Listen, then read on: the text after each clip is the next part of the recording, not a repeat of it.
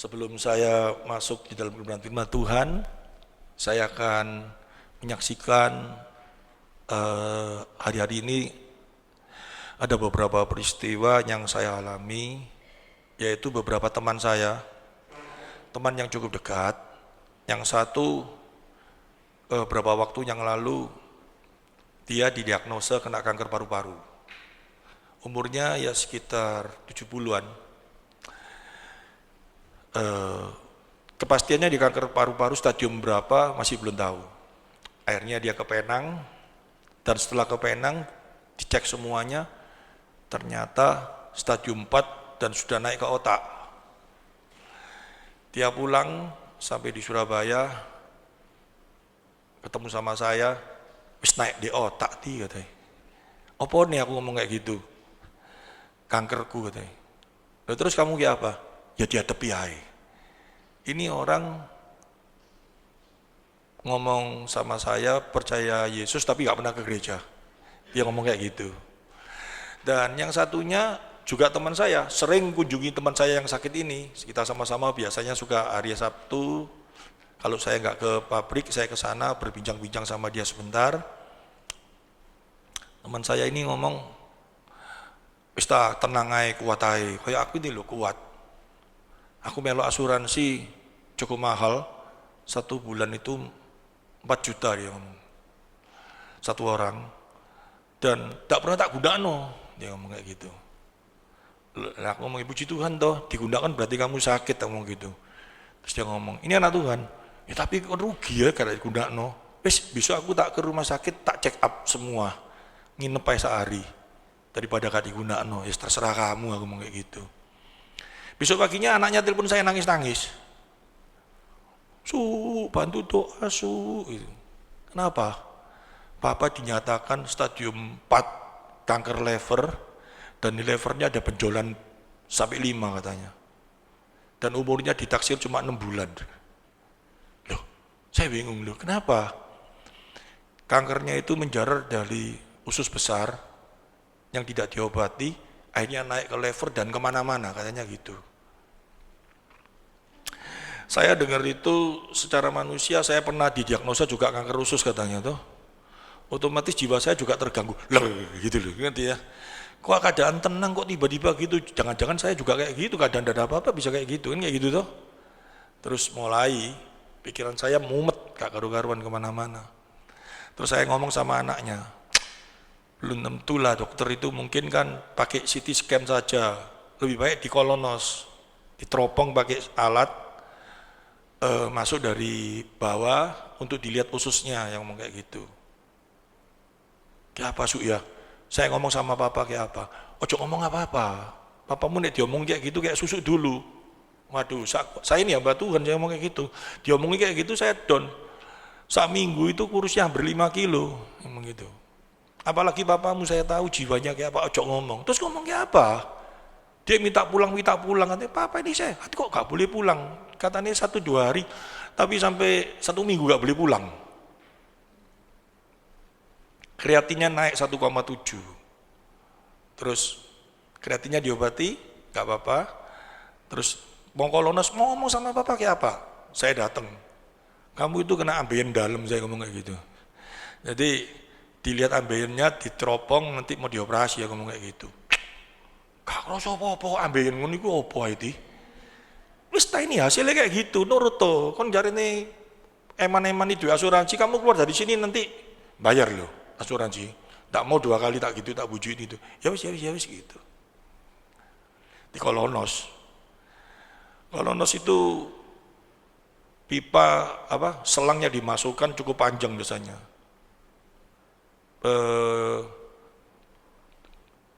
Jam 8 masuk, jam 11 anaknya telepon saya, nangis tambah nemen.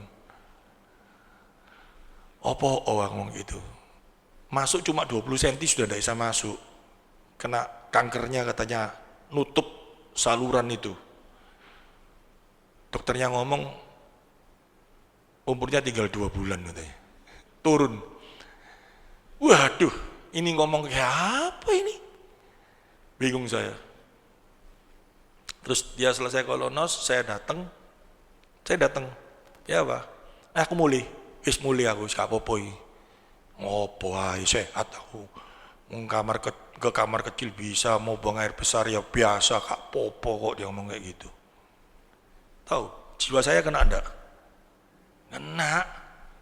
Apalagi pada waktu itu makanan kering-kering toh, terus ke belakang 2 hari gak bisa, mulai mikir yang enggak. Anak istri saya gak tahu, saya itu kena kayak gitu, gak enak semua. Lambung saya mulai naik-naik dikit.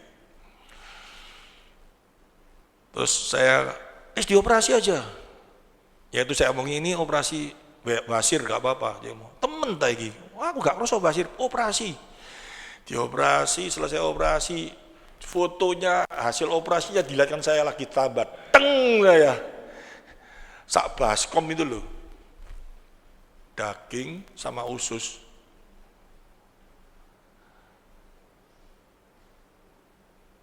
Orangnya sekarang masih di rumah sakit, gak bisa goyang dikit sakit. Apa aku waras-waras di rumah sakit sekarang tambah sakit kabeh, telepon aku ngamuk-ngamuk. Ini sakit luar biasa ti. Ya ngono, mari ngono enak ngomong kayak gitu. Tapi saya tanya sama dokternya ngomong didiskon lagi, bisa 5 tahun katanya. Anaknya nangis, saya ngomong sama anaknya. Dari diagnosanya dokternya enggak jelas.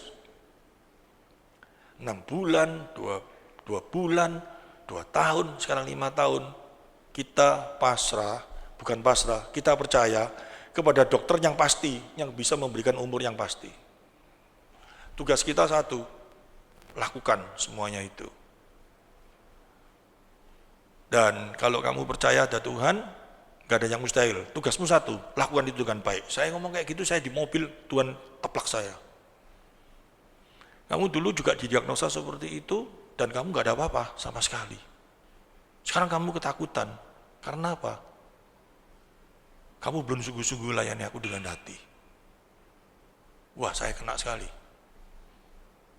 Kamu dikasih kesehatan yang prima, apakah kamu benar-benar sudah lakukan untuk aku? Berargumen macam-macam dalam pikiran saya. Tapi ada satu hal yang luar biasa, saya bersyukur, saya berterima kasih, saya punya Tuhan yang selalu mengingatkan saya untuk supaya lebih lagi dan lebih lagi di dalam Dia. Saya nggak boleh puas dengan apa yang sudah saya lakukan. Untuk Dia harus dinomorsatukan melebihi apapun juga. Amin. Ya.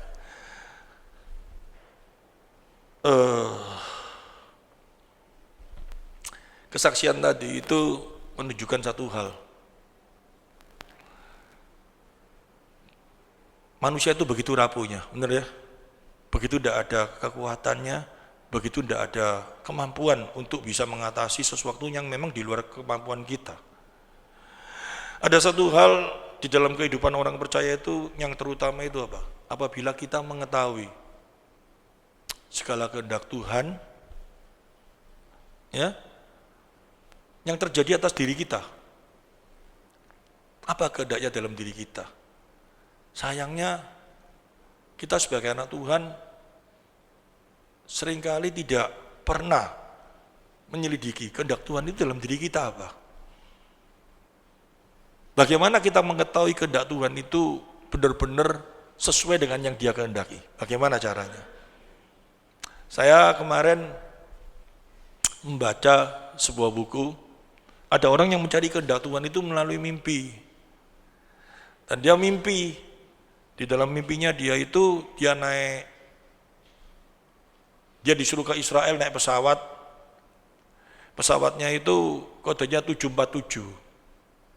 Mimpinya dia jelas katanya dia. Saya harus ke Israel, saya harus main di sana. Ini kehendak Tuhan mungkin. Dia mimpinya seperti itu katanya. Dan dia pada waktu bangun, dia noleh ke jam di detail. Persis dia lihat jamnya di detail, angkanya 747. Ya, dia ngomong, ini kehendak Tuhan. Apakah itu kehendak Tuhan? Itu ilmu gaduk, ngerti misalnya. Dan manusia seringkali merasakan kehendak Tuhan itu seperti itu.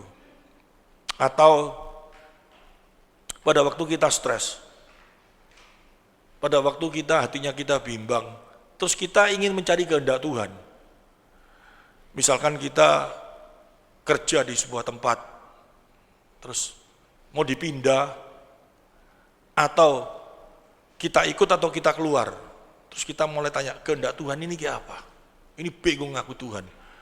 Terus kita mulai yang ngenangan, kehendak Tuhan ini kalau memang Tuhan menghendaki, aku harus seperti ini, seperti ini. Apakah di firman Tuhan ada jurusnya yang seperti itu? Apakah firman Tuhan ada bicara seperti itu? Tapi pada waktu kita menghadapi yang seperti itu, kita bisa merasakan ini kehendak Tuhan. Ini kehendak Tuhan dan tanda-tandanya rasanya tepat-tepatan semua itu. Jadi kehendak Tuhan itu caranya kita memilah supaya kita tahu benar-benar tahu kehendak Tuhan itu bagaimana dalam hidup kita.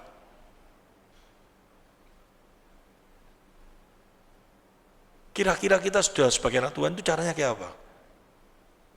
Oh, dengan cara kita tahu kehendak Tuhan itu dengan cara membaca firman Tuhan. Nah kalau di dalam firman Tuhan tidak ada petunjuk, kamu harus kerja di sana atau kerja di sini, nggak ada, terus carinya di mana? Ya kalau di dalam firman Tuhan itu seperti kita mau tahu tentang kamus bahasa Inggris, ini artinya ini buka di sini ada, tapi kalau aku dulu kerja di kota A, sekarang mau dipindah kota B, ini kalau kehendakmu aku ke sana, kalau enggak aku enggak ke sini. Enggak ada di dalam ayat firman Tuhan itu. Enggak ada seperti itu. Atau pacar gitu ya. Ini kalau kehendak jadi pacarku apa enggak, aku harus bertanya sama Tuhan. Terus kita lihat di firman Tuhan, enggak ada firman Tuhan yang ngomong, pacarmu harusnya seperti ini. Enggak ada, pacarnya cuma seiman. Itu anugerah umum, ngerti maksudnya? Kalau bicara pacarku itu seiman ya, itu anugerah umum, semua agama semua ya juga harus berbicara seiman toh, iman mereka itu anugerah umum itu.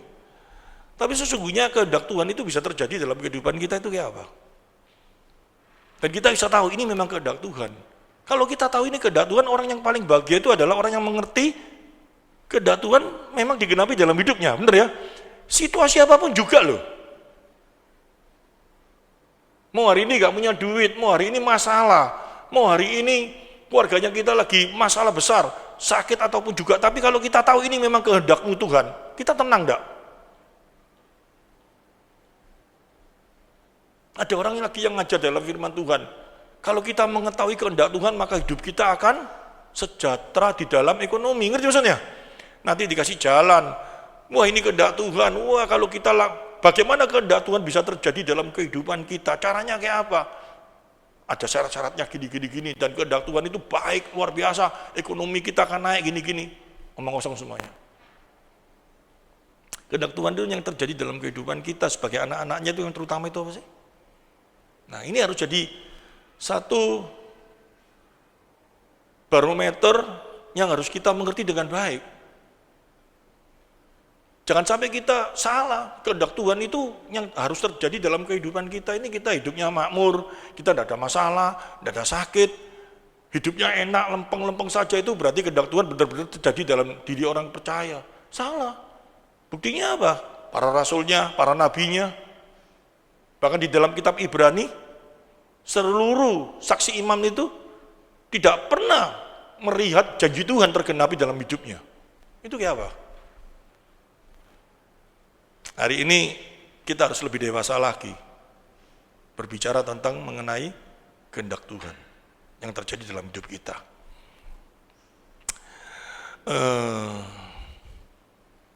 Kalau kehendak Tuhan terjadi dalam hidup kita, saya tulis ini, dan hasilnya apa yang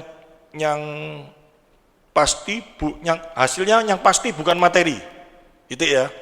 Kehendak Tuhan yang terjadi dalam kehidupan kita pastinya bukan materi, bukan hanya materi. Bisa saja terjadi kita memiliki berkat di dalam materi yang cukup, bisa, tapi bukan hanya sebatas itu saja. Ya. Dan coba sebelum kita mulai masuk lebih dalam lagi tentang kehendak Tuhan, saya ingin membuka satu ayat dulu, supaya pengertian-pengertian di dalam hati kita ini dibersihin dulu. Kita buka Amsal 13 ayat yang pertama.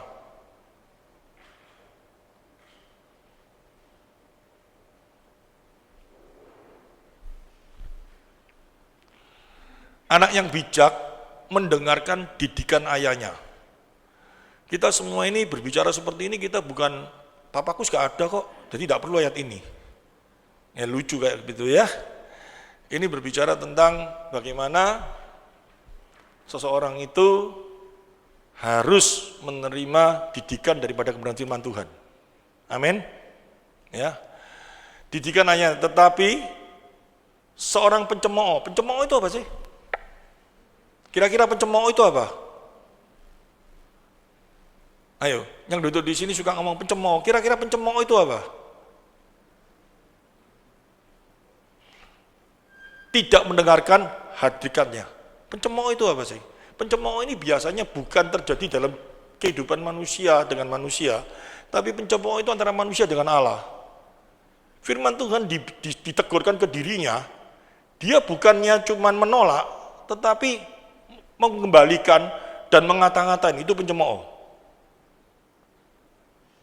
Misalkan Tuhan berbicara dalam firman-Nya, Tuhan itu baik. Baik opo sih? Ngerti maksudnya? Tuhan itu mengasihi kamu, ngasih opo aku sekarang keadaan kayak gini, itu pencemooh. Dan kalau seorang pencemooh itu, bagi Tuhan itu sangat-sangat fatal orang yang seperti itu. Tapi apakah hati kita seperti itu? Tadi coba kita pikir.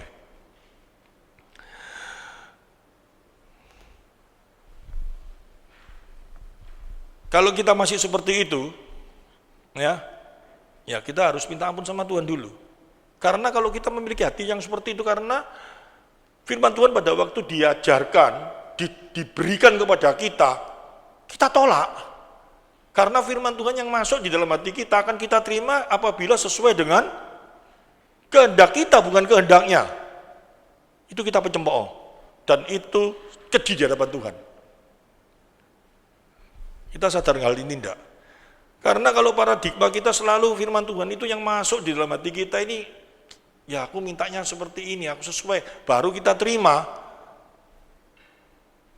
Kalau rasanya nggak cocok sama kita tolak, meskipun itu kebenaran, itu kita pencemooh. Bahkan kita lemparkan kembali, itu pencemooh. Dan banyak yang seperti itu.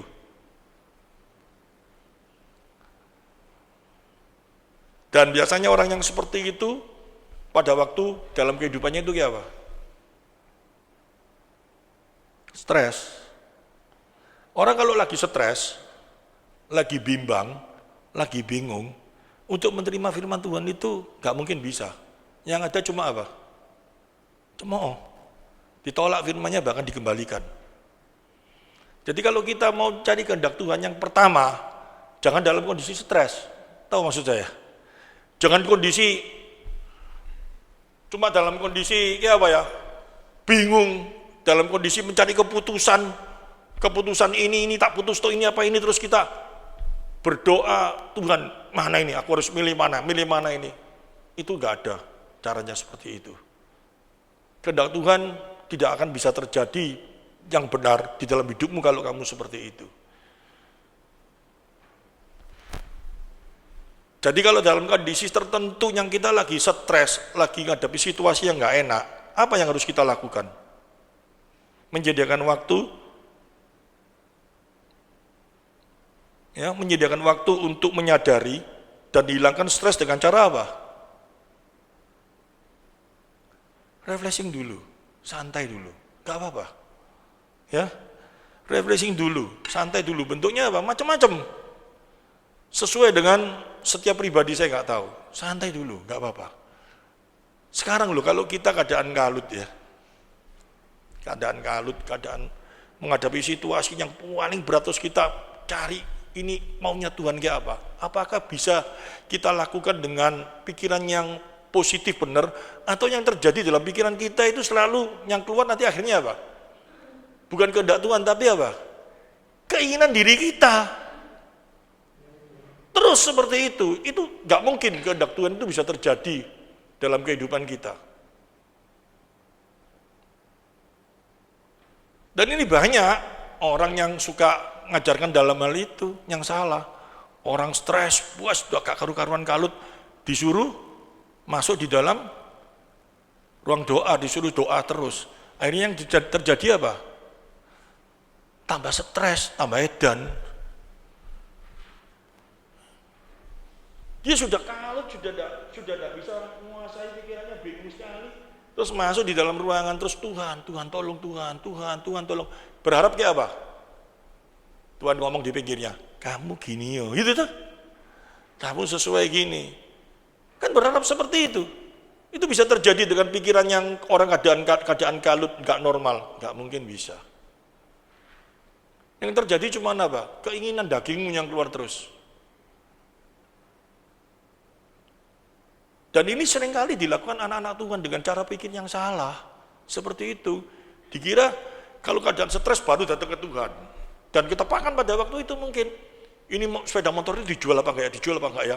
Kalau dijual, mau jual emas saja stres. Emas ini naik. Ini waktunya jual apa enggak ya? Kata jual nanti rugi. Jual apa enggak? Jual apa enggak? Jual apa enggak? Jual apa enggak? Wih, stres luar biasa. Rumah ini tak jual apa enggak ya? Kalau tak jual kayak gini kan, masuk rumah. Tuhan jual enggak? Jual enggak? Hatinya kepingin apa? Jual. Yang keluar pasti apa? Ya jual. Gak usah tanya Tuhan. Tuhan, ini jodohku apa enggak ya Tuhan? Inginnya kawin sama ini. Terus doa, Tuhan, ini jodohku apa enggak? Jodohku. Terus tiba-tiba di kepalanya apa? Oh, kebaikannya orang ini baik, ini gini. Wah, jodoh. Ya gak usah tanya. Harus dalam keadaan netral, tenang, ya caranya kayak apa? Nanti kita sama-sama belajar.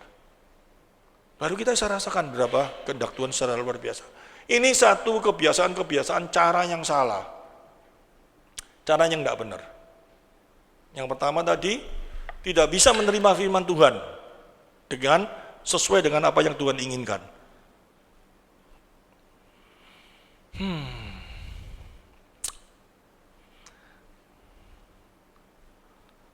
Ya, dengan refresh, dengan tenang, mulai kepalanya ditenangkan, tidak stres. Yang terjadi dalam dirinya apa mulai? Baru bisa merasakan kebaikan Tuhan enggak? Orang harus stres, mungkin bisa merasakan kebaikan Tuhan. Kalau orang stres, enggak mungkin bisa merasakan kebaikan Tuhan, enggak mungkin bisa bersyukur. Kalau orang masih bisa bersyukur, enggak mungkin stres. Benar tak? Ini pasti. Lu kalau orang sudah stres terus tanya sama dirinya sendiri, hasilnya apa? Ya mendring, ngerti maksudnya? Ya tambah stres. Harusnya bagaimana? Diselesaikan dulu dengan cara kayak apa? Refreshing tuh. Mungkin ke pasar kayak istri saya, dengan ke pasar dia bisa santai. Lagi-lagi jalan di pasar, kebuk apa, stresnya hilang, tiba-tiba jalan. Oh iya ya, aku harus kayak apa ya Tuhan ya. Ingat firman yang memberikan pengertian yang baik. Bisa nggak terjadi? Bisa. Lagi ngadepi pelanggan ini, waduh uangku mau dikemplang, ini tak kasih barang apa enggak ya? Gak usah tanya mau dikemplang ya, gak usah dikasih barang. Doa Tuhan, kasih aku petunjuk Tuhan. Tuhan ngomong, manajemenmu lebih bagus dari omonganku. Nah ini juga satu kekeliruan yang terjadi dalam pikiran kita. Memutuskan satu keputusan yang dikira sudah sesuai kehendak Tuhan, padahal itu bukan. Kehendak diri sendiri, itu tidak boleh. Caranya bagaimana? Bersyukur dulu dalam hidup. Kalau baru bisa bersyukur, baru mencari kehendak Tuhan. Amin. Orang bisa bersyukur itu karena apa dulu? Caranya kayak apa kita bisa bersyukur? Ayo, cara kayak apa kita bisa bersyukur? Lagi ngadepi suami yang becek nopol, wis pol bakal no. Teman saya lagi ngadepi sakit penyakit yang kayak gitu, kayak apa caranya bisa bersyukur? Anak-anaknya ngadepi situasi yang seperti ini, papanya tiba-tiba kayak gitu, terus disuruh tanya sama kehendak Tuhan, yang terjadi kayak apa? Nangis tok, ngerti maksudnya? Bingung tok. Bersyukur dulu. Bersyukur itu apa sih? Orang bisa bersyukur itu dalam situasi apapun juga bisa bersyukur. Itu caranya kayak apa? Mengetahui dulu sifat-sifat Tuhan dengan benar, sifat-sifat Allah dengan benar. Orang desa bersyukur itu karena apa? Tidak percaya akan keadilan Allah. Betul loh? Yang pertama. Tidak mengakui keadilan Allah. Yang kedua apa? Tidak mengakui kemahatauan Allah. Tidak mau mengakui kemahakasihan Allah.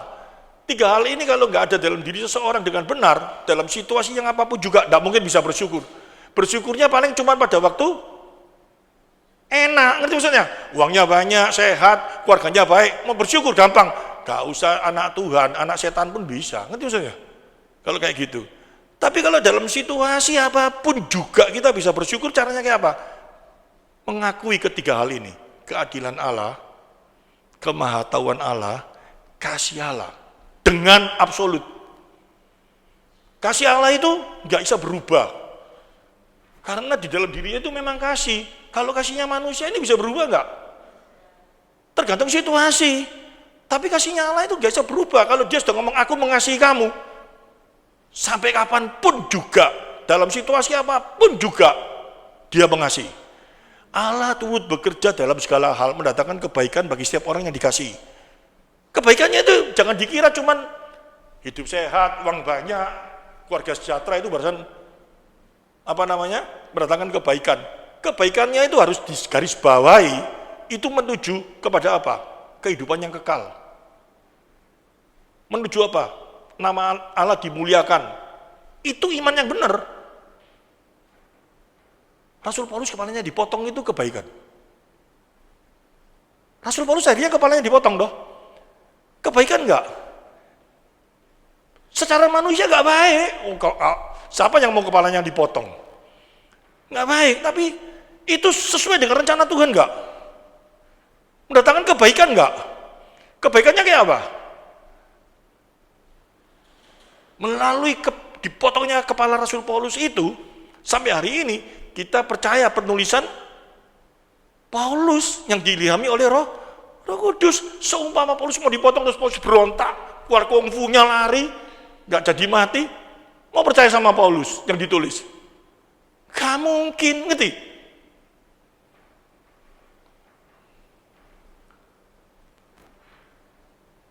Bisa terima itu? Itu Kristen yang sejati. Ini saya ada YouTube. Saya takut nanti kalau didengar sama teman saya gak enak saya. Tapi gak apa-apa ya, kesaksian ini saya jelaskan dulu. Teman saya yang kena penyakit itu, istrinya itu sebelumnya perang sama dia. Sampai dia tidak boleh masuk rumah, dikunci, disuruh tidur di luar. Karena gara-gara cuman masalah duit tok.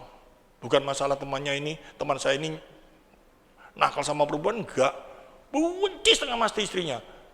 Saya kasihan, saya yang nilpun, tak layani, baru boleh masuk rumah. Setelah masuk rumah, kamarnya tidur sendiri-sendiri. Makan sendiri-sendiri. Tapi setelah tahu kayak gini, istrinya nunggu ini sebelah tempat tidur. Ayo tuh, ya apa sih, aku sayang kon terus ini gini. Teman saya di sela-sela sakit yang ngomong apa? Gak apa-apa aku sakit lagi. Tapi dia lagi ngalem deh aku. Dan mulai ngomong Tuhan terus. Saking kalau tak lihat HP-nya dulu dia ngomong Tuhan rodok mulai sulit. Padahal dia pernah nyumbang sebuah gereja itu ratusan juta. Tapi dia rodok kecewa, dia tidak mau. Tapi setelah peristiwa ini, waduh, pagi buka Alkitab dia baca. Di foto anaknya, papa mulai seneng ngadai, seneng. Itu Tuhan bekerja. Soal kesembuhan, bisa saja Tuhan terjadi enggak? Bisa saja dia mati, bisa enggak? Tapi mati dalam Tuhan itu sangat luar biasa. Amin.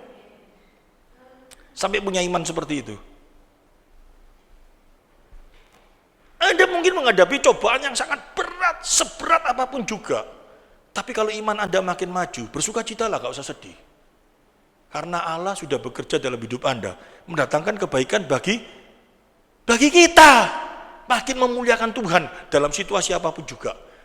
Kalau kita dalam situasi enak-enak, posisi kita enak. Yang Yoyo pernah khotbah itu, hati-hati. Ya, tapi jangan kalau posisi kita enak terus kita, iki apa iki? Enggak usah kayak gitu, ngerti? Asal kamu tidak melakukan apa yang salah di hadapan Tuhan, ya tenang, ngerti? Ya? Nah, kita sekarang belajar bagaimana kita tahu bahwa ini kehendak Tuhan dalam hidup kita. Yang pertama, jangan stres ya. Situasi stres terus kita bertanya, ini Tuhan, ini kehendak-Mu apa enggak? Jawabannya pasti otak kita sendiri, ngerti maksudnya?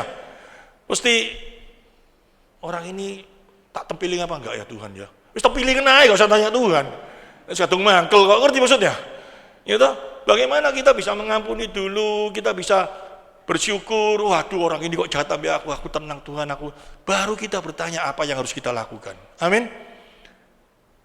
Berpikir dengan waras dulu, dengan benar dulu dalam pikiran kita, baru kita ngomong sama Tuhan.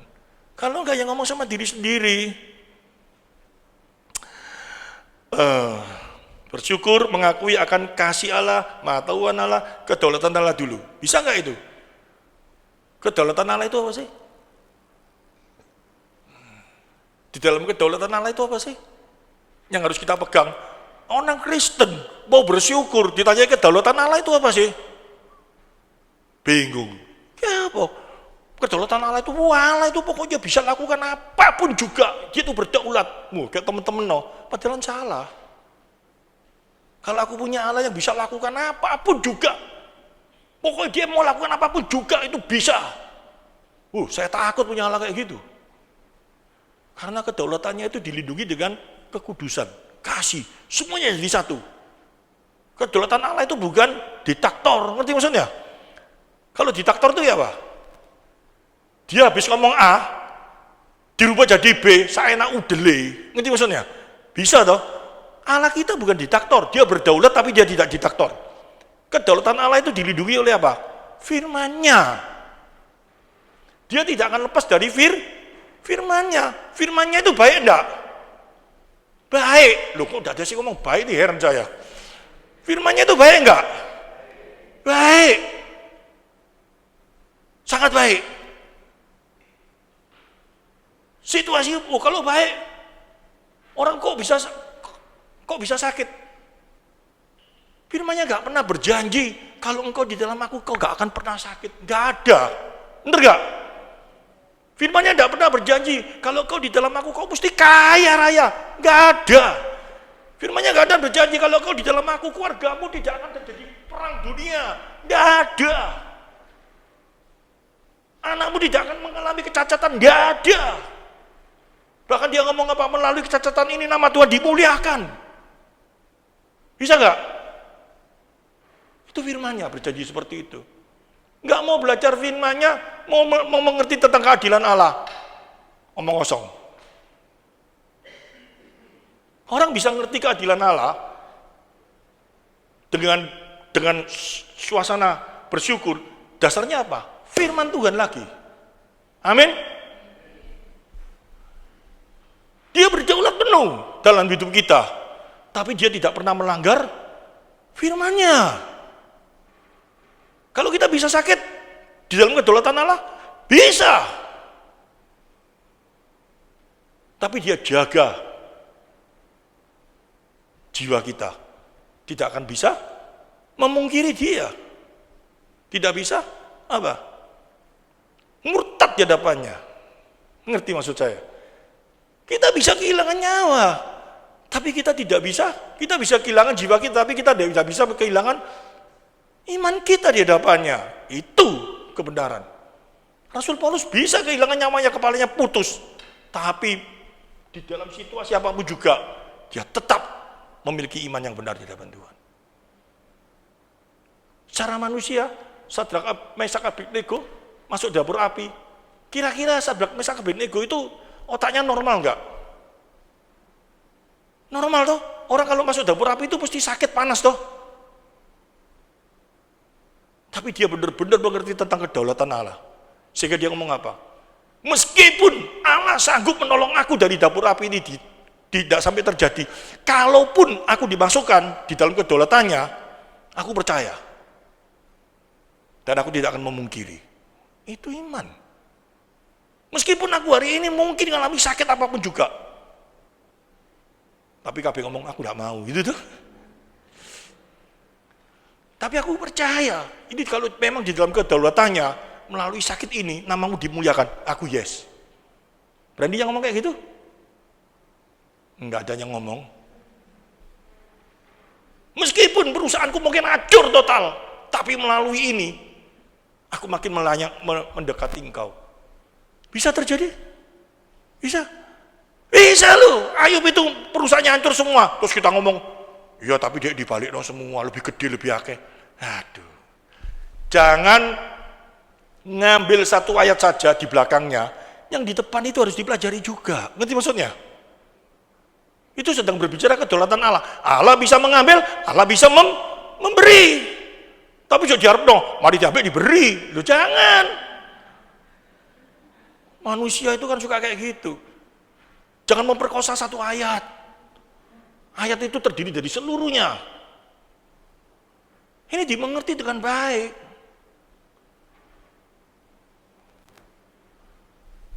Bersyukur dulu, baru bisa tenang. Yes Tuhan, aku percaya dalam situasi apapun. Sekarang aku ini harus kayak apa Tuhan?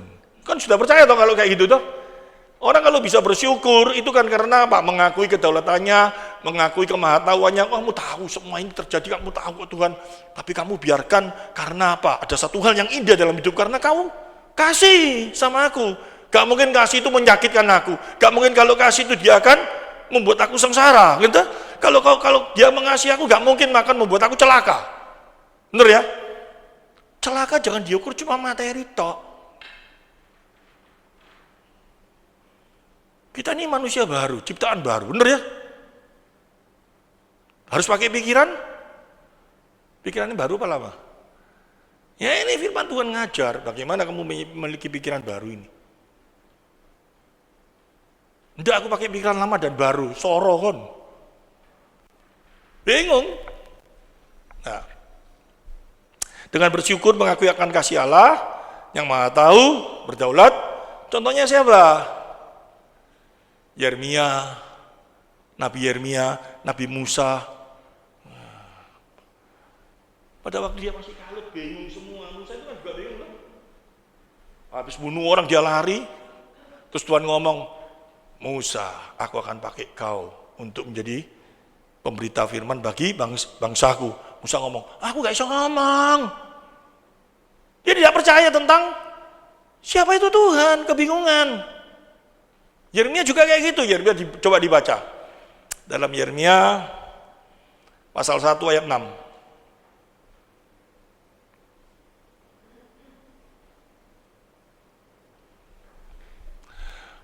Maka aku menjawab, Tuhan Allah, sesungguhnya aku tidak pandai berbicara sebab aku ini masih muda. Kamu mau muda, mau tua, kamu bisa pandai, kamu bisa pinter, semua itu dalam kedaulatan Allah enggak? Firman Tuhan ngomong kayak gitu enggak? Kepandaian, kepinteran otak kita itu semua ada di dalam kedaulatannya. Amin. Kalau Tuhan ngomong, kamu bisa nanti tak suruh. Maksud Tuhan, orang gagap disuruh ngomong terus Tuhan tidak memperbaiki. Orang Israel yang Melayu kabeh, ngerti maksudnya?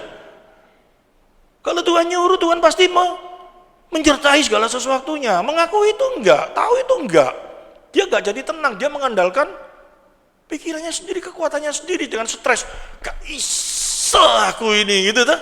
Tapi Tuhan ngomong, kamu itu loh, kok enggak tahu aku ini siapa? Kan tidak menyalahi kedaulatan Allah tuh. Karena segala sesuatu ada di tangannya. Dan firman Tuhan ngomong apa? Mulut seseorang, apapun seseorang, kebahagiaan seseorang ada di dalam kedaulatannya. Sehingga dia ngomong setelah itu di dalam ayat yang ke-7. Tetapi Tuhan berfirman kepadaku, nah, mulai dia disadarkan toh, tenang. Janganlah katakan aku ini masih muda, tetapi kepada siapapun engkau kuutus. Haruslah engkau pergi dan apapun yang kau perintahkan kepadamu haruslah kau sampaikan. 8. Janganlah takut kepada mereka sebab aku menyertai engkau untuk melepaskan engkau, demikianlah firman Tuhan. 9. Lalu Tuhan mengulurkan tangannya dan menjamah mulutnya. Tuhan berfirman kepadaku, sesungguhnya aku menaruh perkataanku ke dalam mulutmu. Kita pikir apa? Tuhan mengulur tangannya, Tuhan punya tangan. Mulutnya Yeremia dikremes sih, kertas gitu. Barusan dia biasa nyomocot gitu. Kan enggak. Ini kan sedang berbicara, dikiaskan toh, supaya kita bisa mengerti bahwa Yeremia mampu bicara, mampu semua itu di dalam kedaulatan Allah. Artinya apa? Allah yang memberikan. Setelah lalu Tuhan mengulurkan tangannya dan menjamah mulutnya, nyot ini, langsung bisa ngomong. Jadi pendeta-pendeta, orang-orang yang tidak bisa ngomong, kamu ngomong dalam nama Yesus boleh tabuk, buak, langsung bisa ngomong gitu. Itu kan keliru, ngerti maksudnya? Dan Yeremia ini ngomong kayak gini karena dia merasakan apa?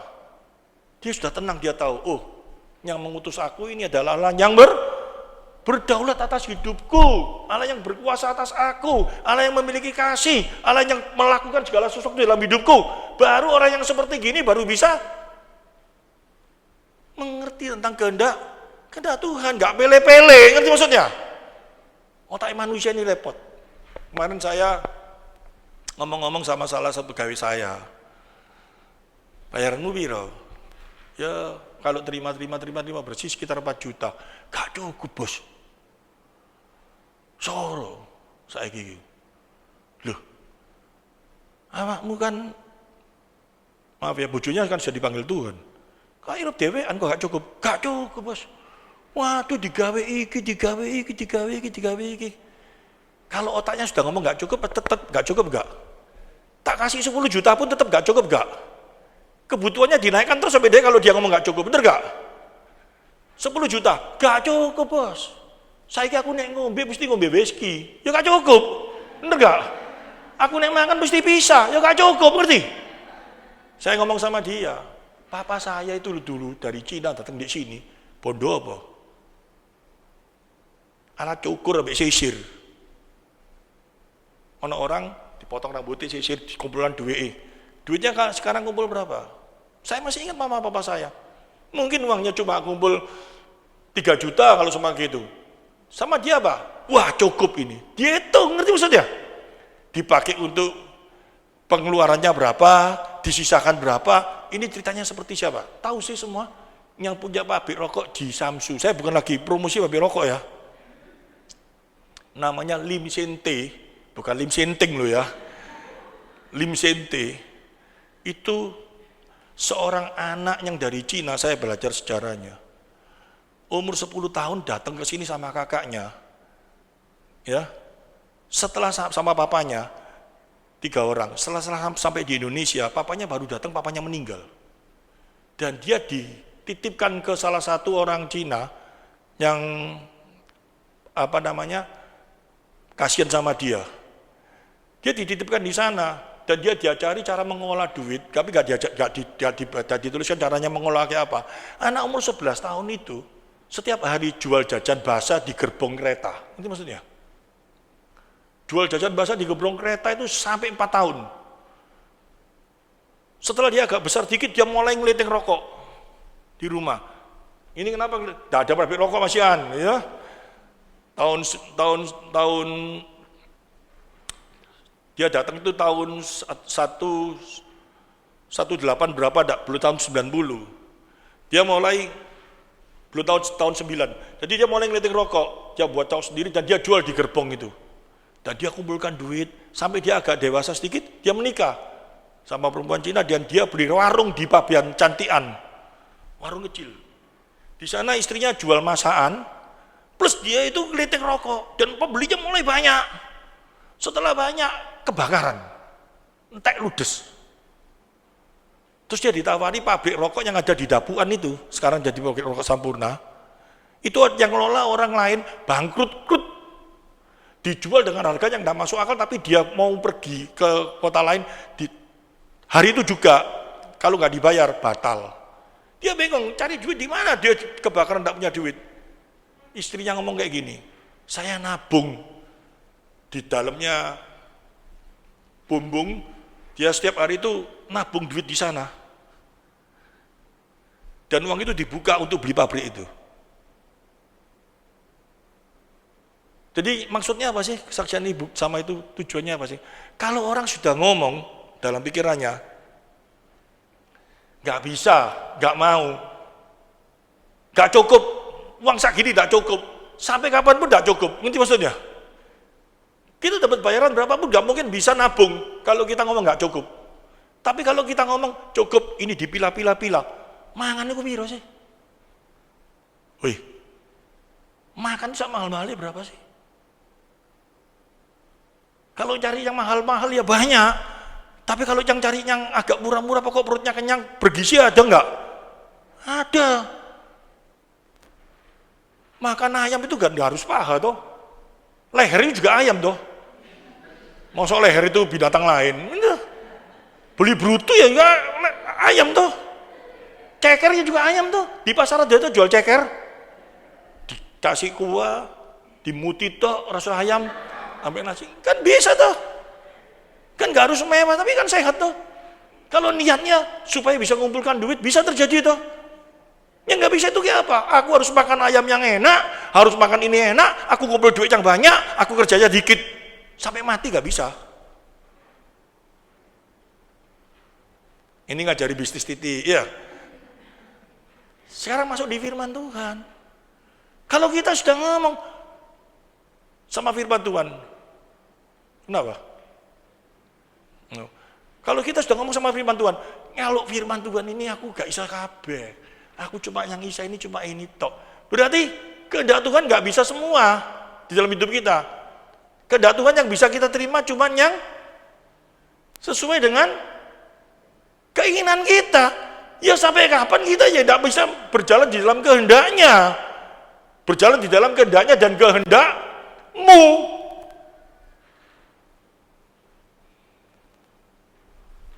Itu manusia. Coba mulai sekarang. Tidak stres, terus mulai, aku mau berjalan dalam kehendak-Mu.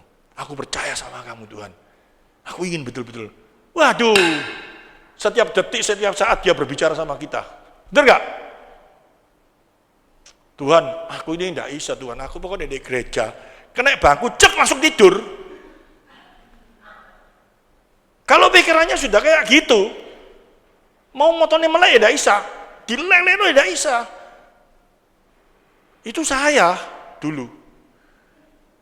Saya kalau dulu, Tuhan aku kalau dengan firman, duduk sebentar tok, sikilku langsung rasanya gatal kabeh kudu mencolot. Ya enggak bisa. Duduk itu tolak orang kok iso ya?